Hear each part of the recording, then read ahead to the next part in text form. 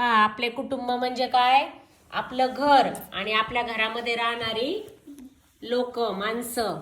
आपल्या घरामध्ये राहणारे आपले माणसं म्हणजेच आपलं कुटुंब. तर मला सांगा बरं, सांग सार्थक, तू सांग, तुमच्या घरामध्ये कोण राहतं? तुमच्या कुटुंबामध्ये? मम्मी, पप्पा, आजी, आजोबा. Very good.